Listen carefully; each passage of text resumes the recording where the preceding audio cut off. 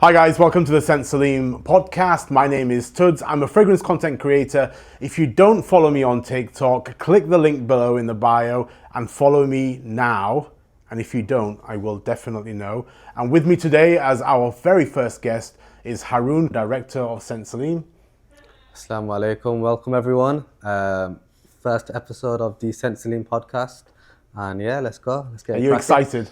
I'm very excited, honestly. I've had this in the pipeline for like a year now because podcasts are taking over and all our customers are requesting them and people want to know the depth of Senseeline, what we're about and all this sort of stuff. So I thought 2026, let's get the ball rolling. What do you want to achieve with the podcast? A few things. I think knowledge is key because fragrance 10 years ago was just about smelling good and being different. But now fragrance has a bigger picture. People want to learn about fragrance. We'll obviously dig deep into a few things such as how it helps your mood, how it can make you feel much more confident. So I think the learning for people of fragrance and the bigger picture to it. All right, so we'll get into the very first question then. What is the most expensive bottle that you've sold? Straight in the deep end, the most expensive bottle I've sold. There's probably two things that I can remember. First being our oud that we've still got in now. Do you know the one with the yellow lid? Yeah. The organic oud Hindi. The last ever pure oud which is organic because nowadays they're all plantations. Yeah. And generally speaking, people buy 3 ml pure oud. This customer actually, as a retail customer, bought 25 ml. 25 mils? 25 mil, and I think that alone was around just over £2,500. Or £2,500 That was for 25 mils of oil? Of pure oud oil, yeah. And why did that person buy it? He was a collector. He appreciated fine scent fragrances. He bought a lot of rose off me the year before. So he bought the Taif rose, the Esparta rose. This is not stuff for everyone. And then he said to me, I've got loads of ouds. He was collecting all these Japanese ouds and all these fancy ones. I said to him, let's go back to basics. Let's go back to Hindi. I've got this Hindi. Showed it to him. It was love at first sight. And that's it. Love at first sniff?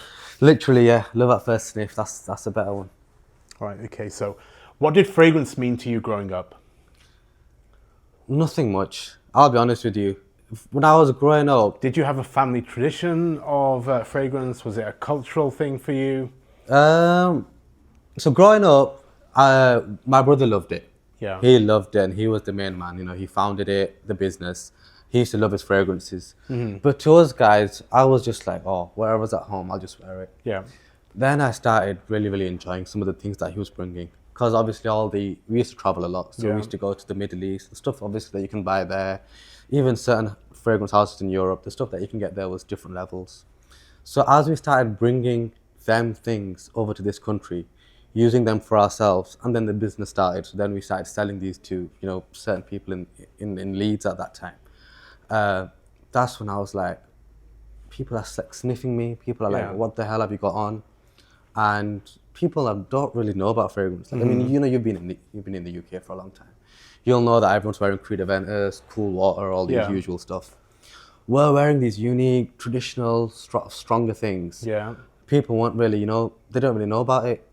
And that's when my whole perception of fragrance changed. And the business grew and I really got involved and just, did my thing. So would you say fragrance was a personal kind of choice, or was it a cultural thing that was thrust upon you?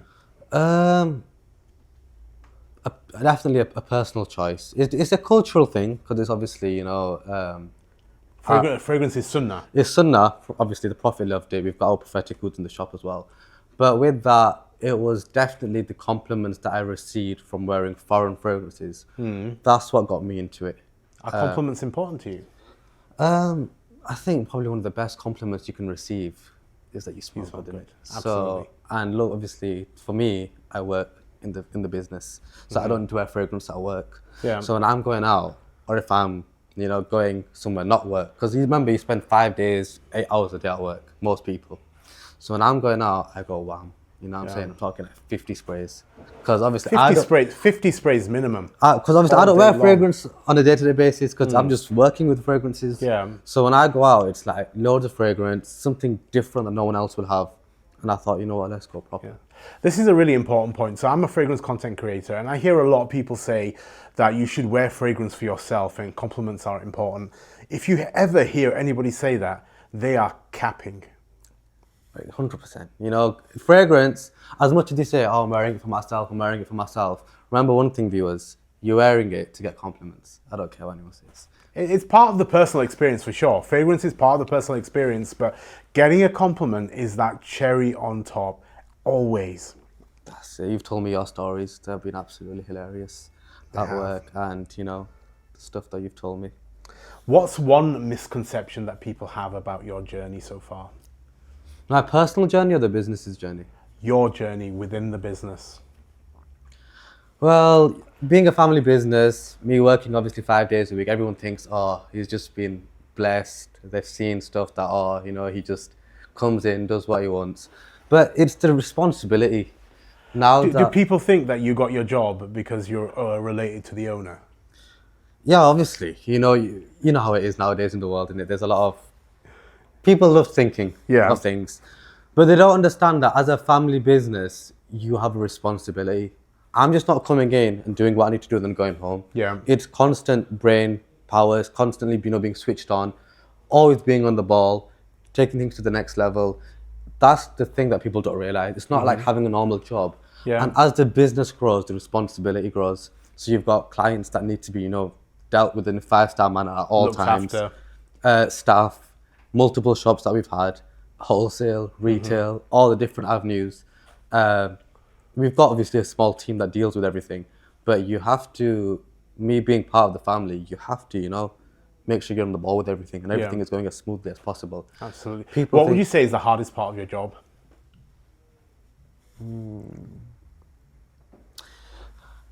Recently, I'm getting older, so I'm 23 now, but I'm getting older. So, I'm still young, but it's the pressure of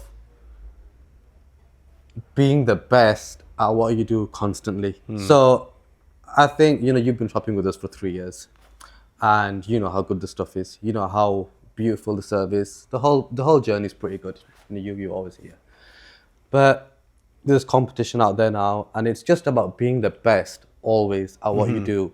And the other hardest part, I would say, is the constant innovation. Yeah. Because with COVID, online, even the way the fragrances are going, pricing strategies, little things like this, you have to make sure that every single thing is always right. So it's that constant innovation of making sure that you're always innovating as a brand to be the best. Do you think people look up to you in the business? Yeah. Obviously, we've got my brother, who's the main man. We've got a smaller team as well who have been here similar time to me. But the way I do things, I think that I've got a certain style, so I think people do. Yeah. Do they admire you for your style? Maybe we'll ask the viewers later on and ask them. And ask some of the team that's we should get the team in, and you should get the colleagues in and ask them. You know what? Next podcast, we'll get everyone in and see what they have to say about me. Absolutely. So let's talk a bit about the business. So we'll talk about why Senseeline exists, right? What problem are you trying to solve as a business? It's basically being a one-stop shop and a one-stop business for anyone that loves fragrance or anyone that wants to smell good. That's it, basically.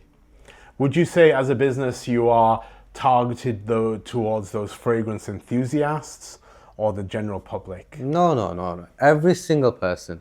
Because 99%, actually maybe that's a bit too much, but I'd say like 90% of people have some sort of fragrance in their house and wear fragrance. I would say that we cater for everyone. We've got your niche stuff for your niche clients that, like I said to you, the oud story. Yeah. But then we've got daily stuff for everyone that wants to just smell good daily, who wants compliments. We've got stuff at all prices. So if you want to obviously just spend X amount, or if you want to go high end, we've got something for all prices. So it's that one stop something place. That caters for everybody. Literally. Whether you're an enthusiast, you're an expert, or you're an absolute novice and you're just starting out in your fragrance journey? 100%. We're here to be at the start and work with you Yeah. in your journey. Okay, what was the one thing that you as a business refused to compromise on? That's simple, innit? It's the generic answer, but it's quality. But I mean it. If you look at our oils, the quality is unbelievable. If you look at our fragrances, it's a business that's grown rapidly, but there's still that factor of handmade, niche in that business. So everything that you feel is still very personalized, even though the business has grown to, a bigger business now. Yeah. It's still very niche, handmade. We like to give it that feel. So yeah. I think there are a couple of things that have impressed me about the business. Obviously, the quality. I'm a repeat customer. I keep coming back. I've been shopping here for over 3 years. But the fantastic colleagues you have here, right? The knowledge that they have and the service that I get when I come here is very different to when you go elsewhere. Who's your favourite? Azza is my favourite. You thought I was going to say you. No. I'll be honest with you. You know what? Azza's always my favourite. You still love that treat? You've been asking. I do. Been asking. What makes Senseeline different from everywhere else? Do you want to talk about some of the things that you have within your business that kind of stand out for you, that differentiate you from the market and some of the offerings that you have? 2 things: customer service, whether it's an online or whether it's in store, because we've started obviously the virtual shopping now as well. Yeah. That's going to be kicking off in 2026. The service is always impeccable. That's definitely one thing that stands out, because obviously I shop a lot. I like to always go out in town, high street, and see what sort of vibes everyone else is giving. The personalized service, the custom feel, how it's a boutique store, but every single person still feels special. And secondly, the fact that we literally, I can say hand on heart, that we have something for every single person here. Yeah. Whether you like your vanillas, your ouds, your sweets, whether you're a niche person who wants only high-end stuff, whether you're a daily person who's looking for a new daily fragrance, I can happily say that we've got something for everyone, 100%. Okay. What about create your own? Oh, that's the thing that we started about 9 months ago now. Yeah. Tell me a bit more about that. That's taken over for us. It was an idea that we had again in the business for about, a year and a half. But we like to execute each idea once all the research, all the possible things that can go wrong have been sort of, covered. It was an idea of where people can come in and make their own fragrances, because it's something that we've been doing since the business started about 7-8 years ago, but obviously not on a proper level. So we've had some of the clients that are coming in, and we had some customers like in their prime, like even yourself now, you come sometimes once a week. We've had people that come in literally once a week to buy whatever they want to buy. And these people were like, okay, you're not getting anything new in now, because I said, you were literally here 5 days ago. Like, what do you want me to do? Travel all over the world every 5 days and get something new? They were like, let's start mixing, let's start making their own things. So we started making their own things, started making sort of custom fragrances for them. And then we thought, that's it, we need to launch this properly now. And obviously one line that Senseeline does is natural ingredients. So like patchouli, sandalwood, rose, direct from the distilleries. We used them ingredients to get some of the other finest ingredients, sourced each best ingredient, even the most wildest things like honey, chocolate, rich wood, pure Madagascan vanilla, oud from Cambodia.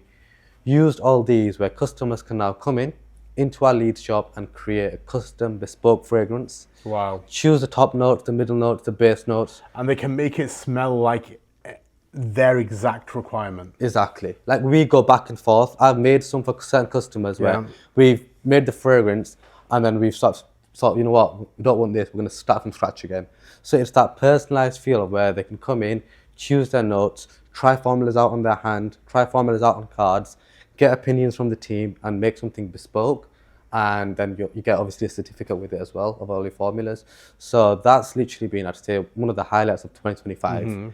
We actually had Lisa from I'm a Celebrity came last week. Right. I'm pretty sure everyone at home watched I'm a Celebrity this year. It's one of the best TV shows ever. And she came and she loves fragrances. But she made her own as well. So What did she get? she called it Jungle Elixir. I'll have to bring the iPad over to see what she put inside it. If I'm not mistaken, from the top of my head, there was vanilla and black pepper in there. Nice. But I can't remember everything else because that was over a week ago now. But that's been literally taking over now. And I think another big market for that is, people who are getting married, Yeah. gift people who want to sort of surprise someone for like a birthday or a fiance, for like a special moment. It's been very, Yeah. very big for these people who want to sort of do something different with a loved one. So, I watched something very recently. It was an Emirati tradition at Emirati weddings. What they do is that they have large flacons of fragrance for the guests. Right, they position them all around the hall. They'll have 10 1 litre flacons of fragrance, and each one costs them like $2,500. Right, for the wedding, which is insane. yeah, there's money no issue to these Emiratis, so they probably go all out. Right, let's move on to what fragrance means to you, because fragrance can mean lots of things to lots of people. It can mean anything from smelling good to carrying emotional weight like scent memories and association with certain times in your life. So my question to you is, what does fragrance mean to you personally? Fragrance to me personally. Do you have any fragrance memories, or do you have any scent DNAs that you associate with particular times in your life or particular people in your life? Fragrance means a lot of things to me. It's about, smelling good. And first of all, it's about the way you feel, Yeah. the way it affects your mood and the confidence. We've obviously got a book here as well that's here, which is all about the bigger picture to fragrance and how fragrance can help your mood and your confidence level so much. And I've seen it with my customers, when they first came into how they've been shopping with us for 2 or 3 years. Yeah. And they've told me stories, because like I said, it's a very So personal feel. you've seen how fragrance can change a person's confidence. 100%. I've seen it practically with my own eyes, and within a 2 years journey of certain clients. Describe that. Describe what happens to that person when their confidence improves. Confidence, whether they were, for example, if they wanted to, get married, for example. Yeah. When they came to me and they shopped with me, because I know everyone personally. Yeah. And they might have been shy, just, obviously maybe lacked conversation, just very simple. And then they started wearing these fragrances. They come in, they tell me all these crazy stories about what's happened at work, how they get so much compliments. Yeah. Something like that is what fragrance means to me. The compliments, but also the way it can help someone feel so much better about their daily life. And how, obviously, the nostalgic thing is so big as well, because we've had some crazy stories where, we've had people come in and they're like, we've got 1 mil of this fragrance left. Yeah. My granddad or someone used to use it, Yeah. but we never took much attention to it because it was just there, they used to use it. Yeah. Then unfortunately that loved one's passed away and they bought it in and they want to use that fragrance, but they can't. So matching that fragrance and then them guys sharing the stories that they've had about what this fragrance means to them. Yeah.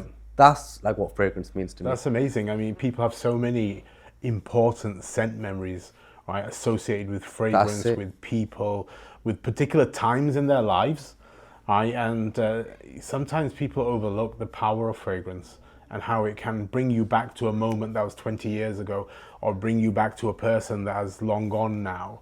Right? And that's why fragrance is incredibly powerful. Do you think people underestimate the value of fragrance emotionally? Yeah, because emotionally it has a massive effect on you. Because, like, even with me, like, even linking back to the old question, the nostalgic vibe is massive.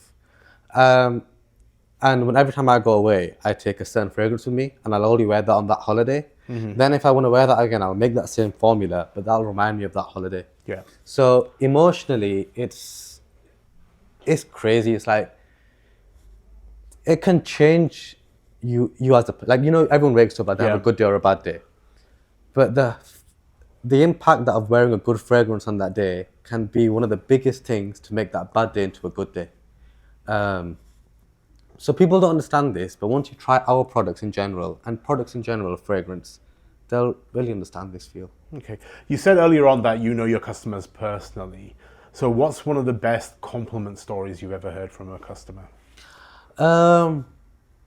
that you can repeat on camera? So there's been a lot of non-PG ones, I'm not gonna lie. They always, for some reason, they work, and customers tell us. But How do you, okay, this is an aside though, okay. How do you handle that? Because you're mashallah, you're a hafiz, right? And you're very religious and you're in touch with your deen. When somebody comes in and says, give me the best possible panty dropper, what do you say? Like I said earlier, and I've said it a few times, we've got something for everyone. Yeah. So I just tell them, look, what are you looking for? What sort of fragrances do you like? And a lot of time, people's intention is just to get, compliments and just to, Be more confident. feel good and, confident. Yeah. And that's a good thing because it's like, that could help them get a new job. That could help them, secure a big deal in their life. It's not always about, other things or like, compliments in that sense. It's about confidence compliments. Yeah. Where if they go for a job and they smell good, like, or an interview, they smell good. Or if they're going to buy a new car and, they don't really know if they want to buy it or something, or this guy's not looking at them right, but they wear this fragrance that sort of they can smell before they even walk in. Yeah. So, like I said, we've got something for everyone. So whatever people want, this is the place to come. Okay, let's go back to that question that I just asked, which is, what is the best compliment story that you've ever had from a customer?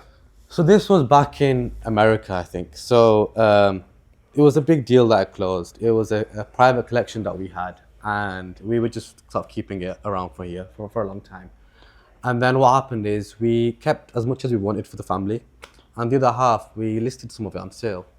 Had a big client from America reach out to me, and he literally wanted to take most of the collection. And I was thinking that I'm going to sell that collection in individual pieces. Yeah. He wanted to buy it all, so I went there. Can you say who? No, can't say who, unfortunately. But he was a big engineer. Right, okay. From America. And obviously I went there, and I went to his house, and I thought I'll hand deliver these goods because it was a large value. Went there, hand delivered the goods, had a lovely meeting with him. He showed me his collection. If he doesn't mind, I'll message him, but maybe we could have the editors put a video. So of that I was going to collection. ask you about that. What is the wildest collection that you've ever seen? Probably my brother's and that one.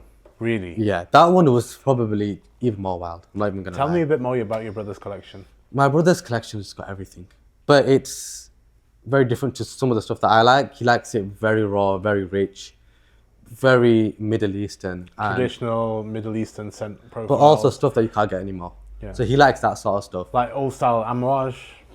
Even better stuff like Russian Adam, Yeah. Ansar's old stuff. Ansarud. All these sort of bits. Plus Senseeline bits that we can't get anymore. So we might have got a little bit in for certain clients, and then we just kept the rest for ourselves. Stuff like that. But with this America story, so he too went there, showed him the collection, did all the transaction.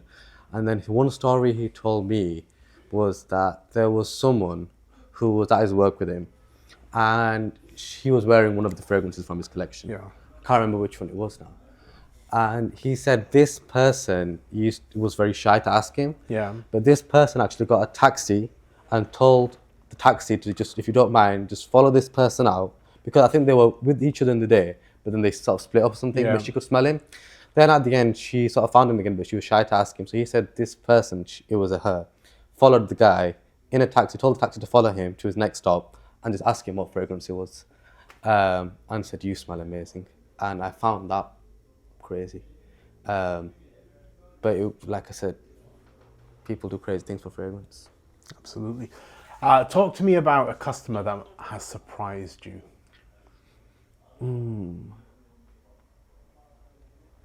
There's been loads. In what way?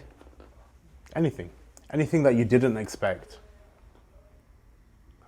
I'd say recently it's the younger generation. It's the 15, 16, 17-year-olds who last year this time I'd be selling them Moroccan Musk, Golden Dust, Credo Friday, maybe Incense, Salim, Yeah. all your generic, fresh, sweet smells. Now the younger generation come in and they're asking for the darkest ouds, the niche stuffs, the pure patchoulis, the pure roses. They've been watching tons of YouTube videos on fragrance. I was going to ask, why do you think that's happening? The influence of the Middle East. Yeah. Like I said, when we started out, everyone started flying out to like Dubai. Do you think fragrance on social media is growing and therefore access to this knowledge that 15-year-olds ordinarily would not have has increased. 100%. That's the main thing. And also Yeah. the fact that the Middle East is getting so famous, and fragrance in the Middle East is completely different to fragrance here. Them 2 points together is why that's happening. Right, we're going to do some quickfire questions. Let's This do is it. not something that you think about a lot. I'm going to say something, I want a fast answer. Let's do it. Right, is oud misunderstood or overused? Misunderstood. One note that you're absolutely bored of and you wish people would stop talking about?